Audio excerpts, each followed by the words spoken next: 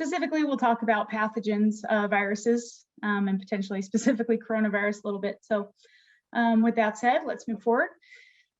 So as I mentioned, we've used UVC for coil cleaning in the past. The primary focus of this has been for energy efficiency. If your coils are covered in mold or other biological contaminants, then they're not doing what they're supposed to do. So for the first thing, you're going to have some coating over your coils with that mold, and you're going to increase the pressure drop across the coil, and then increase the fan energy required to push the air through that coil. So that's not a good thing. So if we can keep those coils consistently clean, we reduce that energy expenditure. In addition to that, as soon as a coil gets any condensation on it, you start to generate a biofilm. And once that biofilm begins to generate, then the direct contact of the metal fins with the Airstream is no longer straight metal to air contact, but is coated in that biofilm. So you get a reduction in heat transfer efficiency as well. So it's absolutely a wonderful thing to use UVC as a coil cleaning mechanism. Something else to think about with regard to IAQ with coil cleaning is I don't really want to be breathing the air that's coming straight out of this coil with mold growing on it, which increases the risk of other things growing along with that mold in the biofilm. So there are, bacteria and mold, mostly bacteria and mold. Viruses don't really like that wet environment the way the other biological contaminants do. But so, just thinking of this at large as, mold being a danger, especially with populations and healthcare settings that are already at risk. So while we're really still focused on that, we also in this last year have talked a lot about the risk of contaminants in the air. Specifically this year, it's been coronavirus. But if coronavirus had not happened, or as we all become immune to it or immunized or whatever the case may be, it's not the only transmissible pathogen through the Airstream. So we are in an ever increasingly global economy where we are moving everywhere throughout the world. And there are pathogens we've known for years to be risky and dangerous to humans, such as measles, influenza, tuberculosis. And these things, specifically measles and tuberculosis, have shown themselves to be a greater risk over the past few years as we have become more global. So these are other contaminants that can be spread by in the Airstream. So in addition to coronavirus, we can get some advantage by reducing impact by these. We also have specific applications, food processing applications, healthcare applications, where bacteria may be transmitted as well. And UVC is very effective against bacteria in addition to viruses and molds. So one of the things we've talked a lot about during this pandemic has been ways to combat or to stop COVID. So in our experience in the HVAC industry, we know that if we dilute the air with outdoor air, we increase the air quality. If we extract air and we're exhausting that dirty air, then we're getting a better indoor air quality as well. If we filter that air and make sure that we're not getting particulate matter and pathogens potentially into the Airstream through filtration, then that can provide a better indoor air quality as well. So UVDI is not a particulate filtration company, so we are absolute fans of filtration.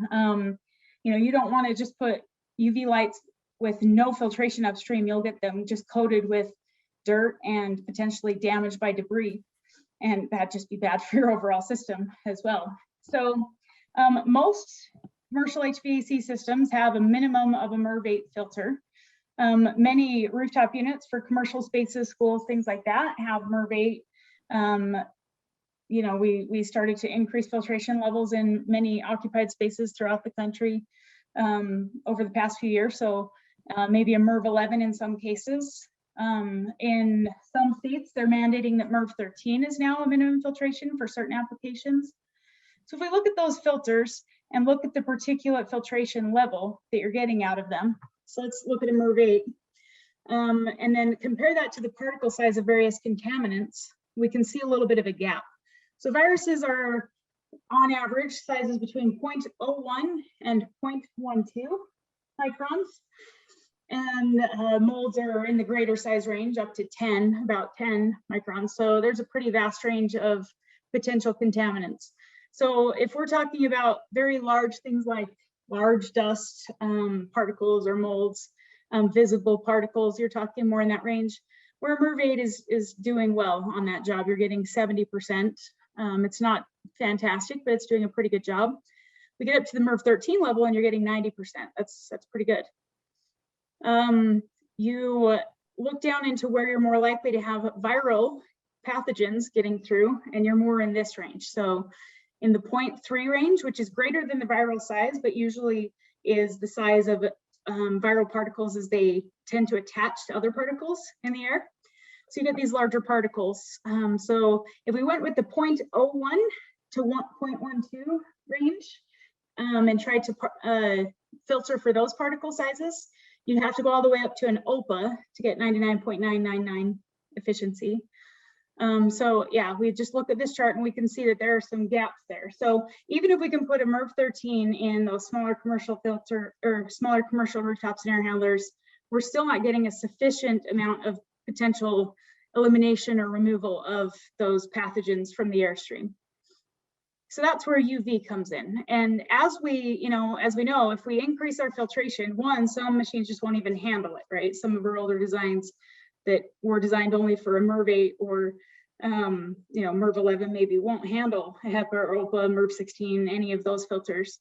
So we have to kind of weigh that in. So in those situations, we can deploy UVC technology, which can achieve a 99.9% or greater inactivation rate for coronavirus and add like less than 0.03 inches of pressure. So that's a potential opportunity.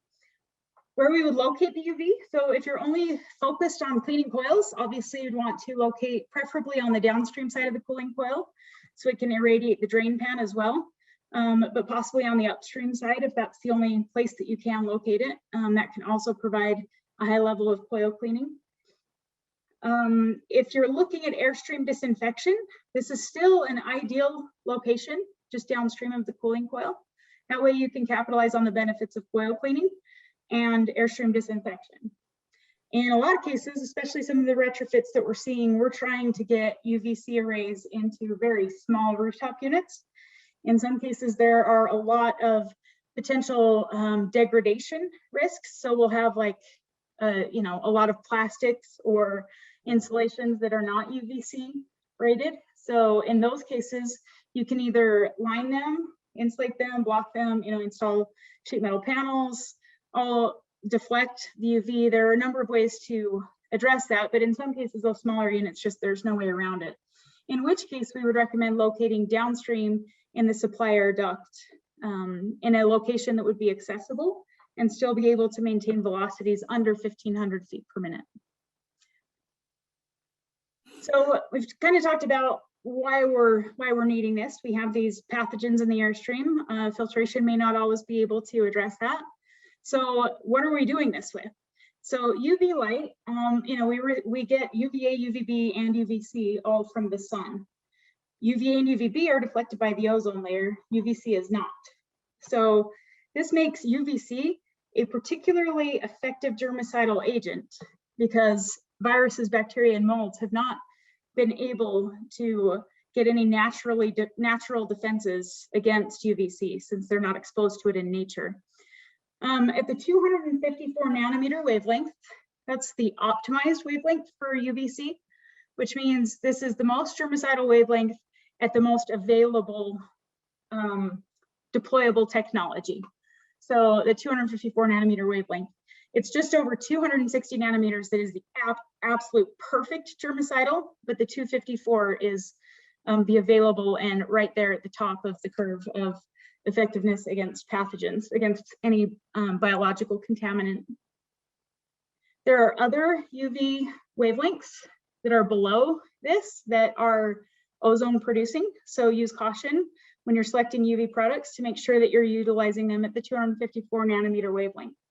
Because we're at that wavelength and it's impossible to generate ozone, there's no requirement for UL listing against, that it's not generating ozone because it's physically impossible for that specific technology to generate any ozone. And UVDI can provide a letter describing that in situations where you see a conflict. So that UV is exposed to the DNA or RNA of the pathogen, and it creates what we call dimers. So the RNA or DNA binds to itself, so it's no longer able to infect or reproduce. So if these chains get into your body, then your DNA combines with it and then creates a sequence that reproduces the viral DNA instead of the functions of your cell that it's supposed to do. If we bind some of those links on the chain, then this can't bind to your DNA and renders it totally harmless. Dosage is a critical factor when we talk about UVC. So dosage is the intensity times the time. So in coil cleaning, you have a relative infinite amount of time. Lights are just staring at the coil all the time. They never go off. In Airstream disinfection, we have about 0.25 seconds or less to be able to get that exposure to the UV as the air passes it. So when we talk about a dosage equation in a coil cleaning application, since the time is a gigantic number, we can decrease the intensity and use a standard output lamp and just use a couple of them. When we're talking about Airstream disinfection, where time becomes a tiny number, we have to increase the intensity, and that's adding a lot of lamps and increasing the output of each of those lamps. It's really important to note that there have been a lot of coil cleaning applications out there that have been provided in the past. And so if you have owners, customers that are coming to you saying, hey, yeah, I have UV, how much disinfection am I getting? Not a lot if it was just for coil cleaning, because they haven't added that higher intensity lamp or the right quantity to get there. So these are a couple of pictures of some installations of UV. So we have a duct mounted application where the lamps are running in parallel with the airflow, and a grid mounted application where the ballast of lamps are located within these struts, within UVDI struts, and then they are just mounted directly perpendicular to the airflow. So these are both effective, and they would both be sized for exactly the situation that you have. So to be able to properly calculate, we have a lot of people out there throwing out numbers about this, about that, you know, estimates on square footage. If you really want a proper calculation of your UV and make sure that you're actually inactivating the pathogens you're targeting, we need to know what you're targeting, to what percentage. Do you want 90% disinfection for flu or 99 for coronavirus? And then we need to understand the reflectivity, so the material of the duct or the air handler. And we need to understand the geometry of it. So we need width, height, and then the depth of the section. And, you know, as we get deeper into things, if you have unusual situations, we'll need RH and temperature as well. But for most applications, we're seeing the range is pretty standard, and we're able to calculate that from just the geometry and the airflow. So these are a couple of UVDI systems. This is the VMAX grid and the VMAX. And, you know, safety is an important feature or factor of UV deployment. So making sure to have access doors, lamps located in the duct need to have access doors so you can change the lamps, but access doors and access doors on air handlers all need to have the appropriate safety switches as well. So with that, I'll turn it back over to Doug if there are any questions. Thank you all very much for attending. Have a nice day.